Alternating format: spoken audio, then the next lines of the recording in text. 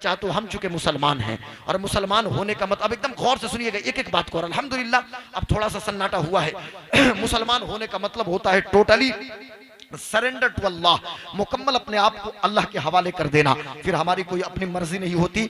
If so but what ever when ever, इस तरह की कोई बात ही नहीं होनी चाहिए। बस हमने ला इलाहा इल्लल्लाह मुहम्मदुर रसूलुल्लाह पढ़ दिया, ये मुकद्दस पेशानी झुकेगी तो अल्लाह की बारगाह में झुकेगी।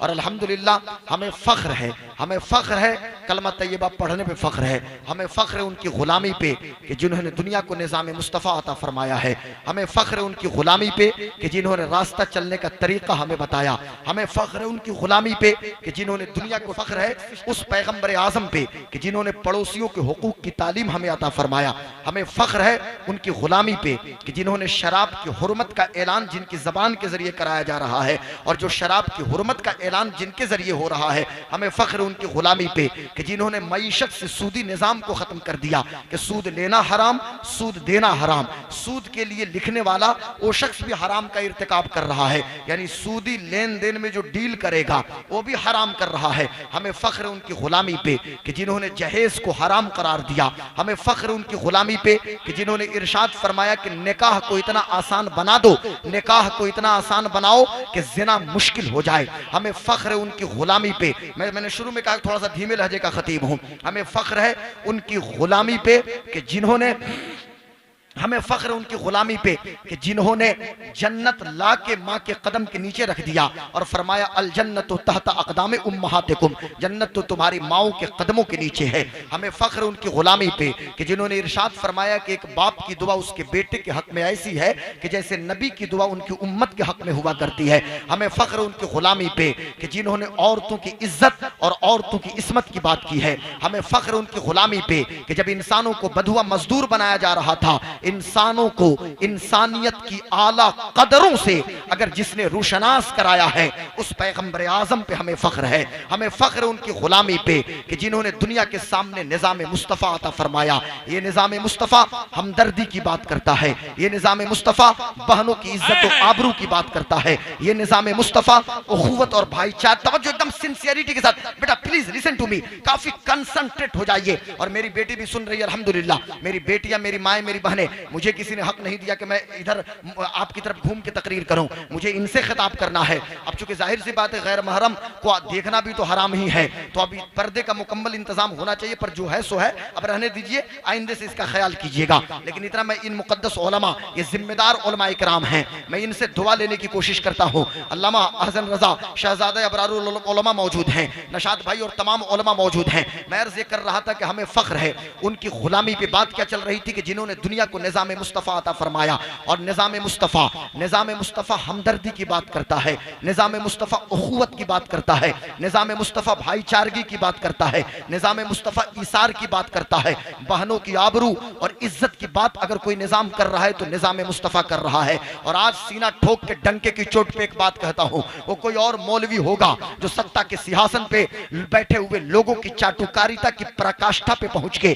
कुछ लोग चाटुकार होते हैं साहिबों, और कुछ लोग चाटुकारिता की पराकाष्ठा पे पहुंचे हुए लोग होते हैं, और चाटुकार लोग भी आज मौजूद हैं और चाटुकारिता की पराकाष्ठा पे भी पहुंचे हुए लोग मौजूद हैं। मौलाना शब्बीर अस्तर साहब हैं कि नहीं कि चले गए? तो मैं अर्ज़ कर रहा था उल्फत भाई, चाटुकारिता की पराकाष्ठा पे पहुंचे हुए कुछ लोग कि जिनकी हालत ये हुई कि हुकूमत की दलाली में ये लोग स्विट्जरलैंड पहुंचे, और पहुंचने के बाद कहना शुरू किया कि हमें निज़ाम मुस्तफ़ा नहीं चाहिए, हमें निज़ाम मुस्तफ़ा नहीं चाहिए। मैं कहता हूं आज तुम कह रहे हो 2024-25 में, अरे तुम्हारे बाप दादा ही थे कि जिन्होंने उस जमाने में जो कुछ कहा था, कि जिनके बारे में डॉक्टर इकबाल को कहना पड़ा, अजम हुनूज नदानत रोमूज दी वरना जदेओ बंद हुसैन अहमद इंच बुल अजबिस सुरूद बरसर मेंबर के मिल्लत वतनिस चिबे खबर ज मकाम मोहम्मद अरबिस।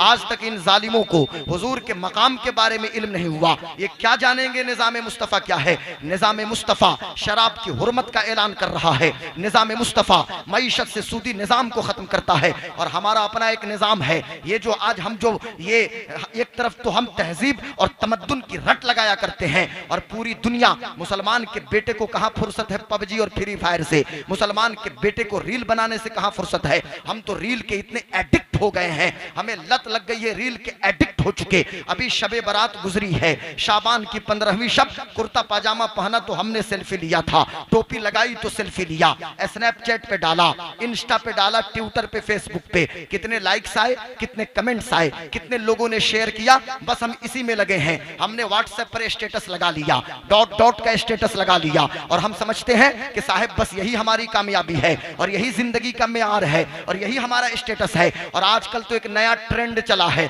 कल तक तो फूड ब्लॉगर होते थे, कल तक तो ट्रेवल ब्लॉगर होते थे, अब तो फैमिली ब्लॉगर भी लोग बन गए। हम कहते हैं फैमिली ब्लॉगर, अंग्रेजी में तो कहेंगे उनको हम दयूस कहते हैं, दयूस। शरीयत की इस्तिलाह में वो लोग दयूस हैं। तुम किस फैमिली ब्लॉगर की बात करते हो? तुम अपनी बीवी को लाकर दिखा रहे हो, तुम्हारी बहन आ रही है सोशल मीडिया पे, तुम किस फैमिली ब्लॉगर की बात कर रहे हो? बहन को तुमने दिखाया, बीवी के साथ डांस तुम करते हो, बेटी को तुम आके नचा रहे हो और कहते हो हम तो फैमिली ब्लॉगर हैं, फैमिली ट्रिप दुनिया के सामने रख रहे हैं। खुदा का वास्ता, इस रियल लाइफ ने रियल लाइफ को तबाह बर्बाद करके रख दिया है। इस रियल लाइफ ने हमारी जिंदगी को अजीरन बना के रख दिया है। इस रियल लाइफ की वजह से हमारे बच्चों की जिंदगी तबाह हो गई। आज मैट्रिक में रिजल्ट हमारा खराब हो रहा है, इंटर में रिजल्ट हमारा खराब हो रहा है, और मैं तो बीपीएससी की क्या बात करूं। बिहार पब्लिक सर्विस कमीशन के जरिए हमारे कितने एसडीएम हैं, कितने एसडीपीओ हैं, कितने डीएसपी हैं। यह सरहदी इलाका है बिहार का, नेपाल का बॉर्डर मिल रहा है। मुझे बताएं, इकोनॉमिकली, एजुकेशनली, सोशली या फिर पॉलिटिकली हम कितने मजबूत हैं इस इलाके में? मैं आपसे पूछने की कोशिश कर रहा हूं, जरा सीने पे हाथ रख के बताना मेरी कौम के नौजवानों। और मुझे हैरत हो रही है नशाद भाई कि हमारे नौजवान अल्हम्दुलिल्लाह, मैं खुशगवार, जो हंगामा था मैं खुशगवार हैरत का शिकार हो गया कि आप सिंसियर होकर सुन रहे हैं, आपने अपने खतीब का भरम रख लिया है। मैं आपका शुक्रिया अदा करता हूं, अपने छोटे छोटे बच्चों का शुक्रगुजार हूं। आप उसे रिकॉर्ड करें, आपको जो करना है मोबाइल के जरिए करें, पर यहाँ पे बैठ के चैटिंग मत कीजिएगा, यहाँ बैठ के लुड्डो छक्का मत खेलिएगा, यहाँ बैठ के पबजी और फ्री फायर मत खेलिएगा। बात मेरी दूसरी समत में न निकल जाए। मैं अर्ज ये कर रहा हूं कि मेरे दोस्तों, मेरे बुजुर्गों, हम जिस निजाम मुस्तफा की बात करते हैं, इस निजाम का अपना एक निजाम मईशत है, निजाम मुस्तफा का आइली निजाम है। आज हमने निकाह को टफ बना के रख दिया है, निकाह को मुश्किल बना दिया। और जैसे निकाह मुश्किल हुआ रस्मों के नाम पे, जहेज के नाम पे, जिसके नतीजे में जिना आसान हो गया। और चूंकि जिना के दरवाजे खुलते चले गए तो जिना को लोगों ने आसान बना दिया। मैं कहना यह चाहता हूं मेरे दोस्तों, मेरे बुजुर्गों, मेरे भाइयों, इस्लाम का एक आइली निजाम है, इस्लाम का एक माशी निजाम है, इस्लाम का एक सियासी निजाम है। आज जरूरत यह है कि दुनिया के सामने इस निजाम मुस्तफा को पेश किया जाए और मुसलमान को क्या समझ में आए। आज मैं कहना चाहता हूं कि कैम्ब्रिज, इसे नोट किया जाए, पॉइंट टू बी नोटेड। बड़ी जिम्मेदारी के साथ एक एक बात मैं नोट कराता हूं, इसे नोट किया जाए, कोई कहानी और किस्सा नहीं सुनाता। मैं जेएनयू और जामिया मिल्लिया और एएमयू की बात नहीं करता। कैम्ब्रिज और ऑक्सफोर्ड की छतों के नीचे रसूल पाक सल्लल्लाहु अलैहि वसल्लम के डायनामिक पर्सनालिटी पे दुनिया रिसर्च कर रही है। मैं तकरीर करने के लिए कैम्ब्रिज नहीं जा रहा, मैं ऑक्सफोर्ड में खिताब नहीं कर रहा, मैं अफ्रीका के सहराओं में जाके तकरीर नहीं कर रहा, मैं यूरोप के मरग़ज़ारों में जाके खिताब नहीं कर रहा। लेकिन क्या बात है कि दुनिया का इंटेलेक्चुअल तबका आज इस्लाम के करीब आ रहा है। और चंद दिनों पहले जब से दुनिया के सामने एप्स्टीन फाइल का खुलासा हुआ है और जेफरी एप्स्टीन ने दुनिया के उन ग्लैमर में रहने वाले लोगों को, कि जिनकी जिंदगी ग्लैमर में रहती थी, जो चकाचौंध में रहते थे, जो एक तरफ नोबेल प्राइज की बात करते थे, जो एक तरफ कहते थे कि साहब ह्यूमन राइट्स और वुमेन राइट्स और चिल्ड्रन राइट्स की बात करते थे, कि बच्चों के हुकूक की बात करने वाले, हुकूक अतफाल की बात करने वाले, हुकूक खवातीन की बात करने वाले, इन जालिमों की जो करतूत दुनिया के सामने इनकी जिंदगी आई है, ये इतने जालिम लोग हैं साहब कि एप्स्टीन ने एक जजीरा कायम किया। उस जजीरे में छोटे छोटे बच्चों को जाके ये जिनसी इस्तेहसाल छोटे छोटे बच्चों का करते थे, छोटे छोटे बच्चों का ये शिकार करते थे। मैं पूछना ये चाहता हूं, ये दुनिया के सामने रोशनी की बात क्या करेंगे? ये दुनिया के दरिंदे, ये दुनिया के बेहिस लोग, इनके सीनों में फिलिस्तीन की बच्चियों का दर्द कहां से होगा कि जो बच्चियों का जिस्म नोचने की कोशिश करते हैं, इनके सीने में बच्चियों का दर्द क्या हो? यही तो वजह थी कि जब फिलिस्तीन में मेरी बेटी मारी जा रही थी, इनको दर्द नहीं हो रहा था। जब मेरी बहन के मांग से सिंदूर खुरचा जा रहा था इन्हें दर्द नहीं हो रहा था, जब हमारी बहनों को पाबजोला करके जेल की काल कोठरी में डाला जा रहा था इन्हें दर्द नहीं हो रहा था। ये खाक बात करेंगे दुनिया को वोमेन राइट्स और ह्यूमन राइट्स का ग्लैमर दिखा दिखा के लड़कियों को आवारा करने वाले और लड़कियों को बेपर्दा बनाने वाले। इंडस्ट्रियल रिवॉल्यूशन के बाद, औद्योगिक क्रांति के बाद इन हरामखोरों ने एक नारा दिया था कि लड़कियां भी हमारे शाना बशाना काम करेंगी, बेटियां भी हमारे साथ काम करेंगी। काम करना तो बहाना था, अपनी हवसनाक निगाहों को सुकून देना था। ये जालिम वो लोग हैं और इनका ये दोहरा मापदंड है और इनका ये दोहरा रवैया है कि एक बेटी अगर घर में बाप के लिए चाय बना दे तो यही लोग वोमेन राइट्स की बात करने वाले कहते हैं कि लड़की तो गुलाम बन गई। मुसलमान ने बेटी को गुलाम बना दिया, बाप ने बेटी को गुलाम बना दिया, ये तो कनीज बन गई। लेकिन वही लड़की एयर होस्टेस बन के हजारों मुसाफिरों के सामने, हजारों गैर महरम के सामने मुस्कुरा मुस्कुरा के चाय पेश करती है, तो इसे आजादी का नाम दिया जाता है। ये कौन सी आजादी की बात करते हो? हमें ऐसी आजादी नहीं चाहिए। एक लड़की अगर अपने भाई के लिए सब्जी बना दे तो तुम गुलामी का नाम देते हो, और वही लड़की मेकअप करके रिसेप्शन काउंटर पे बैठ जाए तो तुम इसे आजादी का नाम देते हो। अरे दुनिया के दोहरा मापदंड दुनिया में पेश करने वाले जालिम दरिंदो, ये आजादी तुम्हें मुबारक हो। नहीं चाहिए ये आजादी हमारी बेटी को, नहीं चाहिए ये ग्लैमर हमारी बेटी को। और मैं कौम की बेटियों से और बहनों से एक बात कहना चाहूंगा, ए मेरी कौम की बेटियों, माओ बहनों, ये नकाब, ये पर्दा, ये बुर्का, ये बाप की सरपरस्ती, ये भाई की मदद, ये शौहर की सरपरस्ती, इसे तुम हिकारत से मत देखना। कौम के, दुनिया के इन जालिम दरिंदों से कह दो कि दुनिया वालों, दुनिया का ये ग्लैमर, दुनिया का हुस्न, दुनिया की रोशनी और चकाचौंध तुम्हें मुबारक हो। हम नबी की बेटी फातिमा की कनीज़ें हैं, हमारे लिए फातिमा की जिंदगी मुबारक हो, हमारे लिए सैयदा ज़ैनब की जिंदगी मुबारक। नारे तकबीर, नारे रिसालत, मसलके आला हजरत, इस्लाहे मुआशरा, मजहबे इस्लाम, हज़रत अल्लामा गुलाम गौस कादरी। बात जिस समत निकली है उसी समत बात होती चली जाएगी। मैं अर्ज़ ये कर रहा था, इस्लाम दुनिया को क्या देता है? अल्लाह फरमाता है कुरान मुक़द्दस के अंदर, अल्लाह इरशाद फरमाता है इन्न दीन इंदल्लाहिल इस्लाम, अल्लाह के नज़दीक अगर कोई दीन है तो दीन इस्लाम है। आज दूसरी कम्युनिटी के, तवज्जो से सुनिएगा, थोड़ा सा साउंड बढ़ा दो भाई। आज दूसरी कम्युनिटी के लोग हमसे कहते हैं कि गुलाम गौस कादरी, हमने तो इस्लाम को आपकी ज़बान से देखा। मैंने पलट के पूछा था, ज़बान तो पार्ट्स ऑफ बॉडी में देखने की चीज नहीं है नशात भाई। जबान से तो बोली इंसान बोलता है, जबान से तो हम कलाम हम होते हैं, जबान से तो हमारी गुफ्तगू होती है, लेकिन आपने जबान से इस्लाम को कैसे देखा? तो एक हिंदू शख्स कहता है कि जब आप बोलते हैं तो हमें तो लगता है कि दुनिया में सबसे सच्चा दीन दीन इस्लाम है, लेकिन जब मुसलमानों को हम ग्रास रूट पे देखते हैं, जमीनी सतह पे मुसलमानों के मामलात को देखते हैं, चूंकि दूसरी कम्युनिटी के लोग कुरान का मुताला नहीं करते, दूसरी कम्युनिटी के लोग बुखारी, मुस्लिम, तिरमिजी, नसई, इब्ने माजा और अबू दाऊद का मुताला नहीं करते। वो आपके मामलात को देखते हैं, वो आपके अखलाक को देखते हैं, वो आपके किरदार को देखते हैं, आपके मामलात में ट्रांसपेरेंसी है कि नहीं, आपके मामलात में पारदर्शिता है कि नहीं, आप सच बोल रहे हैं कि क्या कर रहे हैं, आपके अंदर अमानतदारी कितनी है, इफ़ाए अहद का जज्बा क्या है, आप किस तरह वादा वफा कर रहे हैं, अमानत में खयानत तो नहीं कर रहे आप कैसे हैं, आपका किरदार क्या है, आपका अखलाक क्या है। आज हम जिस दीन को रिप्रेजेंट कर रहे हैं दुनिया के सामने, यार उसका साउंड कम ही रखिए, सीटी नहीं आनी चाहिए, या आप इस्लाम को इको भी कम कर दीजिए, आप इस्लाम को रिप्रेजेंट कर रहे हैं। मैं कौम की माओ से भी कहूंगा, कौम की बेटियों बहनों से भी कहूंगा, क्योंकि मैं नहीं चाहता कि आप नारा लगाएं या सुभान अल्लाह कहें, बस गौर से सुन लीजिए, हालांकि सुभान अल्लाह कहिएगा तो आपको सवाब मिलेगा। बात क्या चल रही थी बेटा, गौर से सुनो, अपने मौलाना को देखो, इधर देखो, मेरी तरफ देखो, मेरी आंख की तरफ देखो और मेरे बॉडी लैंग्वेज को देखो। मैं कहना यह चाहूँ कि थोड़ा सा कंफर्ट में महसूस नहीं कर रहा हूँ इस कुर्सी पे, लेकिन नो इशू, कोई मसला नहीं है, बस थोड़ी देर गुफ्तगू सुन लीजिए, क्योंकि एक लंबी फहरिस्त है। अल्लामा अजहरुल कादरी है, अल्लामा हसन साहब है और दिलबर शाही साहब, किबला उल्फत नूरी साहब, हमारे शोरा फैजान मुजाहिद, सब लोग पढ़ेंगे एक के बाद दिगरे। मैं अर्ज़ कर रहा था मेरे दोस्तों, मेरे बुजुर्गों, मेरे भाइयों, बात क्या चल रही थी कि बात ये चल रही थी, मैं ये कर रहा, हम इस्लाम को रिप्रेजेंट कर रहे हैं,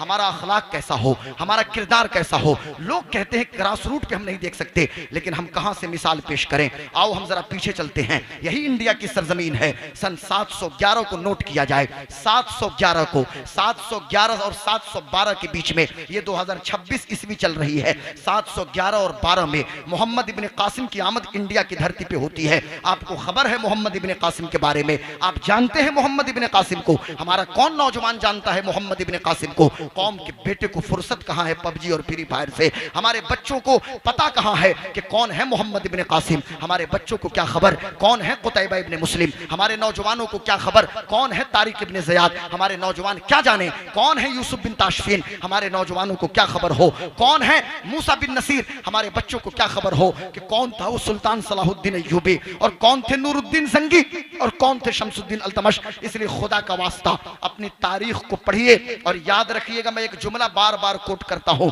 तारीख वही लोग बनाते हैं कि जिनको अपनी तारीख का इल्म होता है। अगर आप अपनी तारीख को भूल जाइएगा तो आपका वजूद भी सफ़े हस्ती से मिटा दिया जाएगा। इसलिए तन्हाई में जरा सोचिए कि आपकी जिंदगी किस तरह गुजर रही है। 24 घंटा आपके पास है, 24 घंटा मेरे पास है, उस 24 घंटा को हम किस तरह गुजार रहे हैं? यही भारत की सरजमीन है कि जब सिंध की धरती पे इस्लामी सतवतो जबरूत का परचम लहराया है मोहम्मद इब्ने कासिम ने, और किसी वजह से जनरल हेडक्वार्टर से उनकी तलब हो गई, सिर्फ 2-3 साल के बाद जब वापस जाने लगे तो भारत की तारीख हमें बताती है कि यहाँ के ब्राह्मणों ने, यहाँ के ब्राह्मणों की बात करता हूँ, यहाँ की पंडितों ने, यहाँ के पंडितों ने मोहम्मद इब्ने कासिम के रास्ते में अपनी अपनी चादर को बिछा दिया था।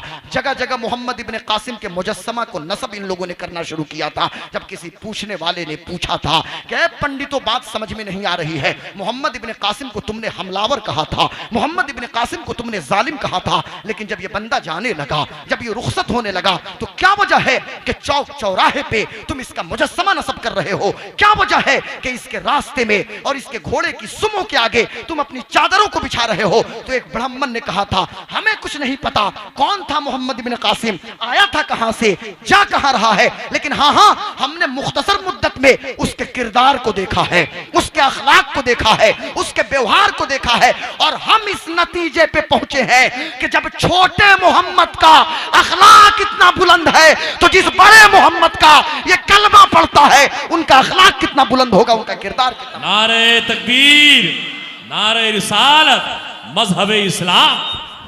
इस्लाम, हम इस्लाम को रिप्रेजेंट करते हैं, लेकिन अफसोस की बात है आज हमारा किरदार कैसा है। आज अपनी सोसाइटी के अंदर देखिए, बहुत अफसोस के साथ तन हमा दाग दाग शुद्ध पुम्बा कोजा कोजा ने हम, एक दो जख्म नहीं, सारा बदन है छलनी, दर्द बेचारा परेशान है कहाँ से उठे, पूरा जिस्म ही मेरा जख्मी जख्मी है। मैं अहले स्टेज को सुनाने के लिए मैं नहीं आता, मैं आपको एड्रेस कर रहा हूँ, ये सब पढ़े लिखे लोग हैं, आप मेरी बात सुन लीजिए और दुआ दे दीजिए। ये हजरात सिर्फ दुआ दे दें वही काफी। आप सुभान अल्लाह बोलिए बुलंद आवाज़ से, बोलिए लब्बैक या रसूल अल्लाह, लब्बैक लब्बैक, दोनों हाथों को उठा के आगे से लब्बैक लब्बैक लब्बैक या रसूल अल्लाह, लब्बैक या अल्लाह, लब्बैक लब्बैक। अभी मैं पढ़ रहा था हजरत की किताब को, लब्बैक या रसूल, क्या है अल्लाह के रसूल हम हाजिर हैं, मुझे बताइए तो सही किस मुंह से हाजिरी की सदा आप लगा रहे हैं, किस मुंह से ये नारा लगा रहे हैं? क्या दाढ़ी मुढ़ा के आप हाजिरी की सआदत हासिल करेंगे? क्या बेनमाजी हो के आप हुजूर की बारगाह में दस्तक देने की बात कर रहे हैं? किस मुंह से झूठ बोल के, गीबत करके, चुगली करके, एक दूसरे से हसद करके,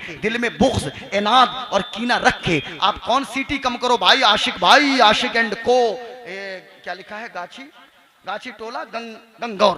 तो हिंदी थोड़ी सी कमजोर है इसलिए नहीं पढ़ने में आई है, इसलिए अच्छा, तो मैं अर्ज़ कर रहा था मेरे दोस्तों, मेरे बुजुर्गों, सीटी बस कम कर दीजिए भाईजान। जरा गौर से सुनिएगा, किस मुंह से हाजिरी की बात करते हैं? जरा अपनी सोसाइटी को देखिए, आप इस्लाम को रिप्रेजेंट कर रहे हैं ना, ये सिर्फ सोठ गांव या मधुबनी टोला या हरलाखी या जयनगर या अतराफो जवानिब का ये सिर्फ ये दीन नहीं है। इस दीन की मानवियत सिर्फ मक्का, मदीना, जिद्दा, कसीम, यम्बू, हायल, बदर, तब्बूक, दम्माम, हफर अल बातिन, राबिक, कतीफ, अरब के चंद खित्तों तक नहीं है, बल्कि ये दीन एक यूनिवर्सल दीन है और पूरी दुनिया के लिए आफाकी पैगाम है, ला इलाहा इल्लल्लाह मुहम्मदुर रसूलुल्लाह। अमेरिका का वाशिंगटन डीसी हो, न्यूयॉर्क हो, लॉस एंजल्स हो, सैन फ्रांसिस्को हो, जर्मनी का फ्रैंकफर्ट हो, लग्जमबर्ग हो या बेल्जियम का ब्रुसेल्स हो, पूरी कायनात में कहीं भी जाइएगा तो कोई ना कोई बंदा आपको मिलेगा जिसकी जबान पे ये कलमा होगा, ला इलाहा इल्लल्लाह मुहम्मदुर रसूलुल्लाह। लेकिन हमारी भी तो कुछ जिम्मेदारी है। आज अपनी सोसाइटी को देखो ना भाई, आज हमारी सोसाइटी की क्या हालत है।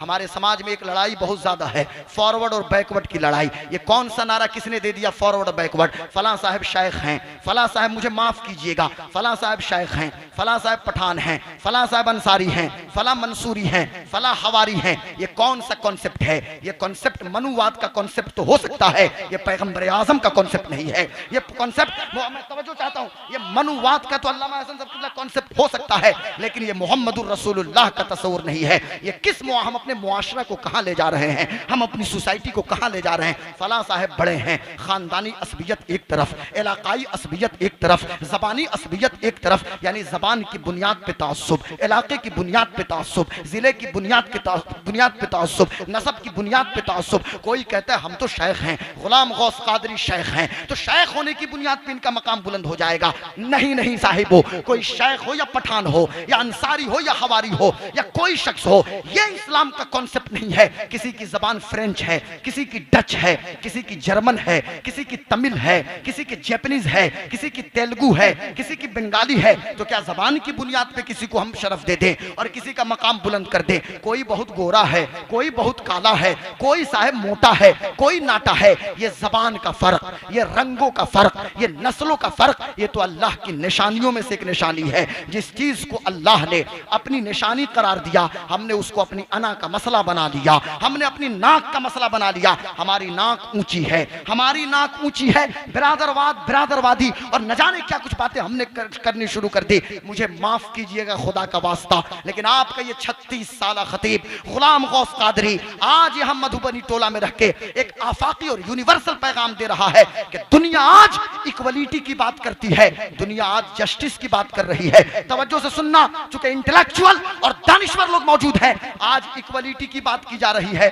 आज मसावात की, तवज्जो चाहता हूं, आज मसावात की बात की जा रही है, बराबरी की बात। हम सिर्फ मसावात की बात नहीं करते, हम इक्वलिटी विद जस्टिस की बात करते हैं, हम न्याय के साथ बराबरी की बात करते हैं। और आज हुक्मरान तबका के जो लोग मौजूद हैं वो कहते हैं न्याय के साथ बराबरी। ये तुम नारा क्या देते हो? दुनिया ने यूनाइटेड नेशन की तरफ रुख किया था, दुनिया ने मेगना कार्टा के चार्टर प्लान की तरफ रुख किया था, लेकिन जो चार्टर प्लान ह्यूमन राइट्स का और इक्वलिटी का और मानवता का, बराबरी का, हज्जतुल वदा के मौके पे मोहम्मदुर रसूलुल्लाह ने दिया है। मेरे आका फरमाते हैं ला फज़ला लि अरबिय्यिन अला अजमी वला लि अजमिय्यिन अला अरबी वला लि अस्वद अला अबयद वला लि अबयद अला अस्वद कुल्लुकुम मिन बनी आदम व आदम मिन तुराब। न तो गोरे को काले पर फजीलत, न काले को गोरे पे किसी बुनियाद पे फजीलत, न अरबी को अजमी पे किसी बुनियाद पे फजीलत, न अजमी को अरबी पे। तुम सब के सब आदम के बेटे हो,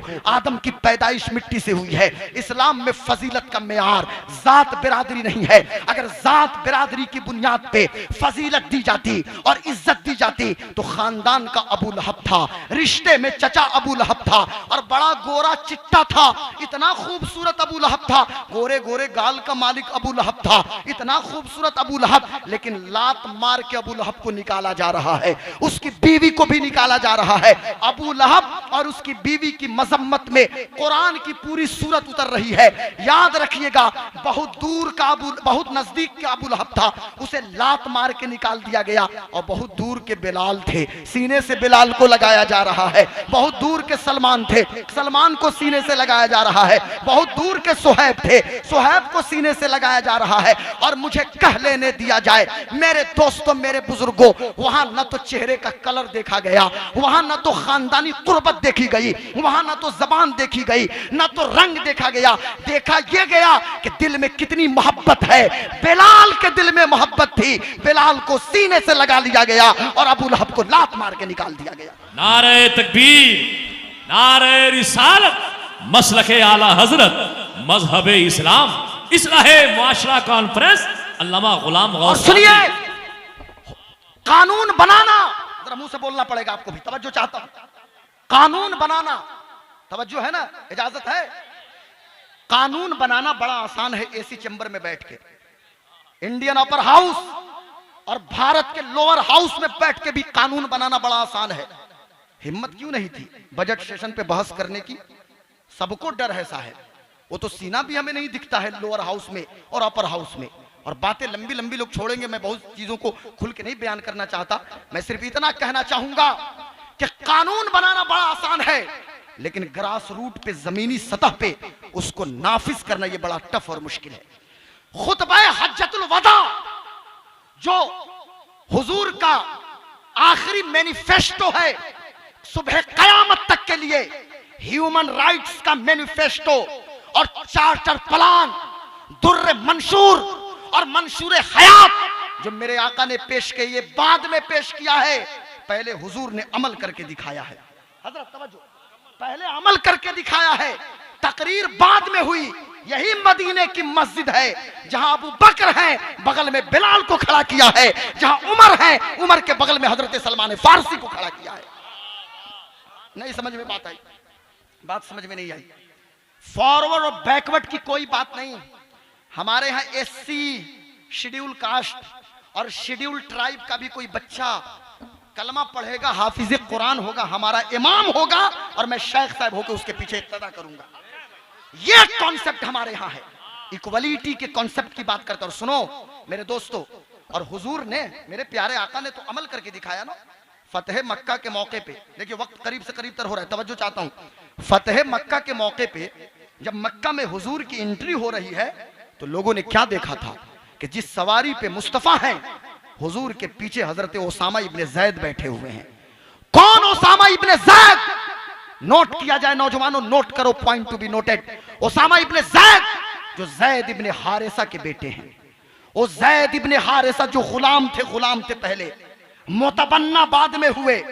जनाबे जैद इब्ने हारिसा और हुजूर के कदमों से इस कदर वाबस्ता हुए कि चचा के कहने के बावजूद भी यही कहा था कि या रसूल अल्लाह, तेरे टुकड़ों से पले गैर की ठोकर पे न डाल, झिड़कियां खाएं कहां छोड़ के सदका तेरा, और तेरे कदमों में जो है गैर का मुंह क्या देखें, कौन नजरों पे चढ़े देख के तलवा तेरा। उनके बेटे ओसामा पीछे, एक गुलाम जादे को हुजूर ने पीछे बैठाया, और जब काबे की छत पे चढ़ने की बारी आई है तो हजरत बिलाल को काबे की छत पे मुस्तफा ने चढ़ाया है। सफे मातम बिछ गई थी मक्का में। हाँ, क्या कोई करशी नहीं मिला था? क्या कोई हाशमी नहीं मिला? क्या कोई बनु जहरा का शख्स नहीं मिला था? अरे क्या हो गया मोहम्मद इब्न अब्दुल्लाह को कि एक हबशी गुलाम बिलाल को इसी मक्का की रेत पे जिससे हम लेटा के सताया करते थे, और मक्के की गलियों में जिस पे जुल्म सितम के पहाड़ तोड़े जाते थे, आज उसे काबे की छत पे मोहम्मद ने क्यों चढ़ाया? जिस जैद को हमने किडनैप करके मक्का हम लाए थे, उस जैद का बेटा ही ओसामा मिला था उनके पीछे बैठने के लिए सवारी पे। क्या हो गया मोहम्मद को? लेकिन मेरे आका ने अमल करके खानदानी असबियत के ताबूत में आखिरी कील हुजूर ने उसी दिन ठोक दिया था। खानदानी असबियत के ताबूत में मेरे आका ने आखिरी कील ठोका था, और बिलाल काबे की छत पे, काबा बिलाल के नीचे है, और बिलाल भी तो ऐसा आशिक, लाओ मिसाल, हजरत बिलाल की मिसाल तो लाए ना। बिलाल अब मचलने लगे, इतराने लगे, सामने वद्दुहा जैसा चेहरा मौजूद है। बिलाल फैसला नहीं कर पा रहे थे कि मदीना से हुदैबिया तक आया, मक्का तक आया, हरम तक। जब जब अजान का वक्त हुआ, काबे को किबला बना के अजान देते रहा। अब मैं किसको किबला बनाऊं? बिलाल के ईमान ने आवाज दिया, काबे के भी किबला मुस्तफा है, उनको किबला बना लो ना। अब हुजूर मताफ में है, नशात भाई, हुजूर मताफ में है, आका तवाफ कर रहे हैं, जिधर जिधर मुस्तफा का चेहरा जा रहा है, उधर उधर हजरत बिलाल का चेहरा जा रहा है। नारे तकबीर। गोया के अब मुझे बताइए, ये एनसी नेपाली करेंसी, चलिए अच्छी बात है। गोया के हजरत बिलाल भी ये कह रहे हैं, हो न ये फूल तो बुलबुल का तरन्नुम भी न हो, चमने दहर में कलियों का तबस्सुम भी न हो, ये न साकी हो तो फिर मैं भी न हो, खुम भी न हो, बज़्म तौहीद भी दुनिया में न हो, तुम भी न हो। खेमा फलाक का इस्तादा इसी नाम से है, नब्ज़ हस्ती तपिश आमादा इसी नाम से है। किस नाम से? कुव्वत इश्क से हर पस्त को बाला कर दे, दहर में नाम मोहम्मद से उजाला कर दे। इसलिए मेरी कौम के नौजवानों, सोठ गांव वालों, इत्मीनान से शायर अहले सुन्नत को इत्मीनान से बैठे ही रहें और बैठे रहिए, बस हाथों को बुलंद कीजिए, काम बन जाएगा। और आपके महबूब तरीन शायर, शायर आज़म हिंदुस्तान हज़रत दिलबर शाही साहब किला कलकत्ता, बंगाल की आमद मेंबर शरीफ पर हो रही है। पूरा मतलब हाथों को उठाइए और जो जगह खाली है उसे पुर कीजिए मोहब्बत से। नारे तकबीर है, मोहब्बत से नारे रिसालत। सब लोग खड़े हो जाइए, अच्छा लगेगा। खड़े हो जाइए सब लोग। जो लोग सोए उन्हें जगाइए कि जनाब दिलबर शाही आ गए। जहां जहां जगह मैसर आ रही है थोड़ा थोड़ा आगे खिसकना भी आपको जरूरी है और सलीकामंदी के साथ बैठ जाइए। नारे तकबीर, नारे रिसालत, मसलके आला हज़रत, इस्लाहे मुआशरा कॉन्फ्रेंस, उलमाए अहले सुन्नत, अल्लामा गुलाम गौस कादरी, शायर अहले सुन्नत, हजरत दिलबर शाही, हजरत दिलबर शाही। नारे तकबीर, नारे रिसालत। सुकून के साथ तशरीफ रखिए। तशरीफ बस थोड़ी देर गुफ्तगू हो जाए। माशाअल्लाह ये हमारे भाई हजरत शायर अहले सुन्नत जनाब दिलबर शाही की अच्छा तकरीर करें माशाअल्लाह। अब तो ऐसा हो रहा है नशाद भाई कि तकरीर के बाद भी बच्चे कह रहे हैं कि नहीं और तकरीर हो। दुरूद शरीफ पढ़िए। बैठ जाइए, बैठिए बैठिए बैठिए बैठिए, आगे आ जाइए। अल्लाहुम्मा सल्ली अला सय्यिदना व शफीना। अरे बैठ जाओ भाई, बैठो। अल्लाहुम्मा सल्ली अला सय्यिदना व शफीना मौलाना मुहम्मदिन बारिक वसल्लिम सलातु व सलामन अलैका या रसूल अल्लाह सल्लल्लाहु। तो बैठिए, तशरीफ रखिए, बैठ जाइए। अल्लाहुम्मा सल्ली अला सय्यिदना व शफीना मौलाना मुहम्मदिन मादनिल जुद वल करम व आलिहिल किराम व साहबिहिल इज़ाम व इब्निहिल करीमिल गौसिल आज़मिल अफ़ख़मिल हुमाम व हिज़्बिही अजमईन। आप यहाँ बैठिए आगे ताकि लोग देखेंगे। दुरूद शरीफ पढ़िए। अल्लाहुम्मा सल्ली अला सय्यिदना व शफीना व मौलाना मुहम्मदिन मादनिल जुद वल करम व आलिहिल किराम व साहबिहिल इज़ाम व इब्निहिल करीमिल गौसिल नारे तकबीर। हजरात, आपके मेहमान शायर के साथ मेहमान खतीब की भी आमद हो गई। माशाअल्लाह कद्दावर खतीब हमारी जमात के, सुभान अल्लाह माशाअल्लाह। बोला नारा लगाइए, इस्तक़बाल कीजिए। नारे तकबीर, नारे रिसालत, हज़रत अल्लामा अज़हरुल क़ादरी साहब क़िला चतुर्वेदी माशाअल्लाह, कौम के बहुत ही हमदर्द रखने वाले एक मुक़य्यर कौमियत जनाब गुफरान शाहीन की भी आमद हुई है। गुफरान शाहीन भाई भी आगे। मैं अर्ज़ कर रहा था, बैठिए, दुरूद शरीफ पढ़िए। अल्लाहुम्मा सल्ली अला सय्यिदना व शफीना मौलाना मुहम्मदिन मादनिल जुद वल करम व आलिहिल किराम व साहबिहिल इज़ाम व इब्निहिल करीमिल गौसिल आज़मिल अफ़ख़मिल हुमाम व हिज़्बिही अजमईन।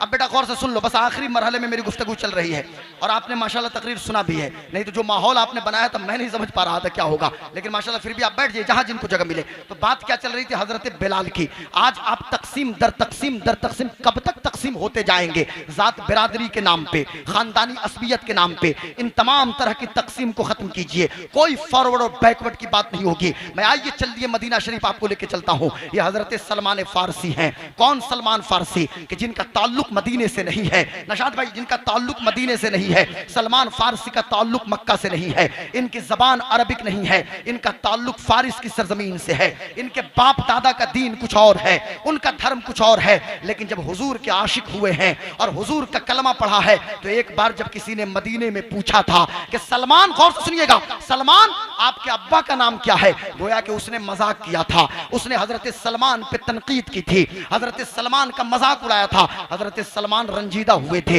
हुजूर की बारगाह में गए। मेरे आका ने इरशाद फरमाया, मेरे सलमान, मेरा सलमान, हुजूर ने कहा था सलमान मक्के के नहीं है, मदीने के नहीं है। लेकिन एक मौके पे हुजूर ने कहा था सलमान मिन अहले बैत, सलमान भी मेरे घर का एक फर्द है, सलमान का भी शुमार अहले बैत में होता है। और मैं कौम के नौजवानों से कहूंगा, जब हजरत सलमान ने अर्ज किया या रसूल अल्लाह, एक शख्स ने पूछा है मेरे बाप का नाम, वो जानता है कि मेरा बाप कौन था और मेरे बाप का धर्म क्या था, लेकिन उसने मजाक उड़ाने के लिए पूछा है, तो मैं क्या जवाब दूं? तो मेरे आका ने फरमाया, कह दो सलमान इब्ने इस्लाम, इब्ने इस्लाम, इब्ने इस्लाम। अब तुम्हारी कोई पहचान नहीं है, तुम्हारी एक पहचान है, ला इलाहा इल्लल्लाह मुहम्मदुर रसूलुल्लाह। सलमान तुम्हारी पहचान इस्लाम है, सलमान तुम्हारी पहचान इश्क रिसालत है, सलमान तुम्हारी पहचान इश्क मुस्तफ़ा है।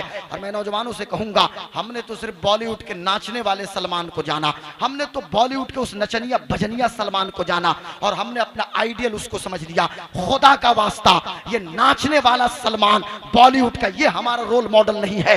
हमारा स्टार तो वो होगा कि जिसे हुजूर ने स्टार बनाया है। आका फरमाते हैं, असहाबी कन्नुजूम फबिअय्यिहिम इक्तदैतुम इह्तदैतुम, मेरे जितने सहाबा हैं आसमान हिदायत के सितारे हैं, इनमें से जो जिसकी पैरवी करेगा मंजिल मकसूद तक पहुंच जाएगा। तो स्टार तो हजरत सलमान फारसी हैं। मदीने के सलमान को अपना रोल मॉडल बनाओ, हजरत बिलाल को, सुहैब रूमी को। और ये जात बिरादरी की जो तकसीम है, इस तकसीम तकसीम को खत्म कीजिए और लगे हाथ। एक और बात मैंने जो शुरू में जिसको डिस्कस मैंने की थी कि ये निज़ाम मुस्तफ़ा कि जहां एक तरफ आइली निज़ाम और समाजी निज़ाम को दुरुस्त करता है, वहीं ये निज़ाम मुस्तफ़ा जहेज के हवाले से जब कलाम करता है तो फरमाया गया कि निकाह को इतना आसान बना दो कि जिना मुश्किल हो जाए। आज हमने रस्मों के नाम पे, आज हमने न जाने किन किन तहजीबों के नाम पे, आज हमने अपने तमद्दुन के नाम पे, और मैं उन रस्मों को के बारे में डिस्कस नहीं करूंगा, बस आप इशारा समझ जाएंगे। आज हमने हजारों रस्मों के नाम पे हमने निकाह को मुश्किल बना दिया, और इतना मुश्किल बनाया, इतना मुश्किल बनाया कि एक गली में नुक्कड़ पे एक सेठ साहब का मकान है। सेठ साहब की बेटी की शादी हो रही थी। शादी में जहेज की नुमाइश इस कदर उन्होंने की थी और इस कदर जहेज को पेश किया था कि हालत ये हो गई, बगल में एक रिक्शा पुलर की बेटी है, पूरी रात आंसू बहाती रही, मेरा बाप तो रिक्शा चलाता है, मेरा बाप तो मजदूरी करता है, मेरा बाप तो 50 डिग्री टेम्परेचर में मेहनत और मशक्कत करता है, कहां से जहेज का इंतजाम होगा। पूरी रात रोने की वजह से उसकी आंखें फूल गई हैं। सुबह में बाप ने चाय और बिस्किट मांगा है, बेटी चाय लेके गई और अपनी आंखों को छुपा रही है। बाप ने कहना शुरू किया, मेरी बिटिया मैं तेरी हकीकत को समझ रहा हूं, ए मेरी बेटी मैं तुम्हारी हालत को जान गया, तुम अपने बाप से क्या छुपा रही हो। तेरे बाप ने तुझे आंगन में चलते हुए देखा है, तेरे बाप ने गिरते पड़ते हुए देखा है, तेरे बाप ने तुझे रोते और मुस्कुराते हुए देखा है। ए मेरी बेटी बड़ी मिन्नत और समाजत के बाद तेरी पैदाइश हुई है, रोती क्यों है। मैं समझ गया कि बगल में अमीर की बेटी की शादी थी, जहेज की नुमाइश की वजह से तुम रो रही हो कि मेरा बाप कहां से इंतजाम करेगा। लेकिन मेरी बिटिया सुन, अब तेरा बाप रात में भी मेहनत करेगा। मधुबनी जंक्शन पे जयनगर में दिन में तो मेहनत करता था, रात में भी ठेले पे सब्जी बेच लूंगा, रात में भी रिक्शा चला लूंगा, रात में भी मजदूरी करूंगा ताकि तेरे जहेज का इंतजाम हो जाए। लेकिन समाज के गणमान्य व्यक्तियों ने, समाज के मध्यस्थ लोगों ने कि जिनको समाज में जिनको ये दावा है कि हमारी नाक बड़ी ऊंची है, हमारी नाक नाक न कट जाए, नाक न कट जाए, पता नहीं एवरेस्ट के बराबर इनकी नाक है या गाडविन आस्टविन पहाड़ी की तरह इनकी नाक है या हिमालय की तरह इनकी नाक है। मैं आज तक समझ नहीं सका ये कौन सी बड़ी नाक वाले लोग हैं जो कहते हैं हमारी नाक न कट जाए। लेकिन इन्हीं बड़ी नाक वालों की वजह से एक रिक्शा पुलर सुसाइड करने पे मजबूर हो रहा है, इसलिए कि बेटी के जहेज का इंतजाम नहीं कर सका। मैं आपसे पूछना यह चाहता हूं कि उस बाप को किसने सुसाइड करने पे मजबूर किया। मुफ्तियाने किराम मौजूद हैं, सुसाइड करना हलाल हराम ये अलग एक मौजू है, मुझे उधर नहीं जाना, कोई हराम है क्या है, लेकिन मैं कहना चाहता हूं मजबूर किसने किया है। ऐसे ही बारातियों ने मजबूर किया, मजबूर किसने किया, गांव के मध्यस्थों ने मजबूर किया। तुम समझते हो कि 300 हम बाराती लेकर जाएं और एक टाइम डिनर कर ले, रात में काम चल जाएगा, एक टाइम दोपहर में लंच कर ले, काम निकल जाएगा। लेकिन एक वक्त के लंच और डिनर के लिए 10 कट्ठा जमीन बेचनी पड़ती है। एक वक्त के लंच और डिनर के लिए उस गरीब बाप को 25 साल तक मजदूरी करनी पड़ती है, एक वक्त के लंच और डिनर के लिए। और घर में जो खाना है खाएंगे, बारात में जाएंगे, हड्डी वाला पीस चाहिए, सिट्ठी पोटी चाहिए, चर्बी वाली नहीं चाहिए। अरे जाके घर में क्यों नहीं खा लेते, जो चाहिए दस्तरखान पे चाहिए। और नाक मुंह चढ़ाए हुए हैं, बेटे के बाप हैं, बेटे के बाप हैं। अरे कोई तो उठे नौजवान यहां से, इतने बड़े मजमे से चंद नौजवान ये अहद करें कि हम निकाह तो करेंगे पर हम जहेज नहीं लेंगे, बिना जहेज के हम निकाह करेंगे। निकाह को आसान बनाओ। जो निकाह इतना आसान था कि फकत ईजाब कबूल का नाम निकाह है, जो निकाह इतना आसान था कि चंद खुरमों पे निकाह हो जाता था, जो निकाह इतना आसान था कि शिरनी तकसीम करने पे निकाह हो जाता था, उस निकाह को हमने बारातियों के नाम पे, उस निकाह को हमने सिस्टम के नाम पे, लोग क्या कहेंगे, लोग क्या कहेंगे, लोग क्या कहेंगे के चक्कर में हमने आज ये कर दिया कि कभी कोई आयशा मारी जा रही है जहेज के नाम पे, तो कभी प्रियंका मर रही है तिलक के नाम पे। मैं कहना यह चाहता हूं, यही अहमदाबाद की साबरमती नदी है, साबरमती के रिवर फ्रंट से आयशा नाम की बेटी छलांग लगा के कूद गई थी, इसलिए कि शादी के बावजूद भी उसका शौहर उससे जहेज का डिमांड कर रहा था। इसलिए खुदा का वास्ता, खुदा का वास्ता मेरी कौम के नौजवानों, मेरी कौम के बच्चों, मेरी कौम के नौजवानों, ये अहद करो हम निकाह करेंगे बगैर जहेज के। और मैं बाप लोगों से भी कहूंगा, मैं चचा से भी कहूंगा, मैं दादा से भी कहूंगा कि निकाह को आसान बना दीजिए, निकाह को आसान बनाइए। जिना के दरवाजे तो खुलते जा रहे हैं स्नैपचैट की वजह से और न जाने किन किन वजहों की वजह से। और मुझे किसी ने हक नहीं दिया कि मैं आपकी तन्हाइयों को नॉक करूं। मुझे किसी ने हक नहीं दिया कि मैं आपके स्मार्टफोन का पासवर्ड मांगता फिरूं। मुझे किसी ने हक नहीं दिया कि मैं आपकी गैलरी का पासवर्ड मांगता फिरूं। लेकिन याद रखिएगा, अल यौम नख्तिमु अला अफवाहिहिम व तुकल्लिमुना अयदीहिम व तशहदु अर्जुलुहुम बिमा कानू यक्सिबून। आज सोठ गांव में जो जबान कैंची की तरह मेरी चल रही है, कल कयामत के दिन इस पे मोहर लग जाएगी।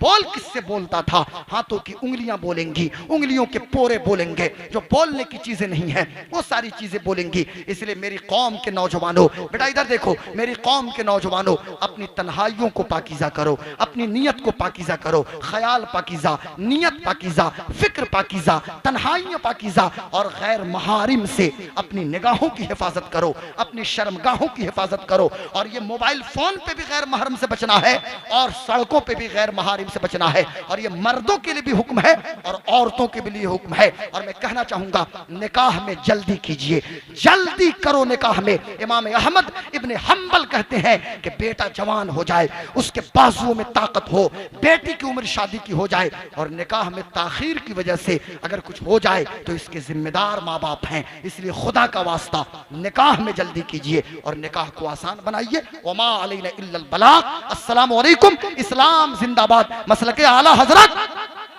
देखिए भाई, पूरी तकरीर में एक बार भी मैंने कुछ कहा सुभान अल्लाह अल्हम्दुलिल्लाह नहीं कहा ना कि नारा लगाइए, लेकिन अब तो आपको दोनों हाथ को उठा के कहना होगा मसलके आला हजरत, मसलके आला हजरत, मसलके आला हजरत।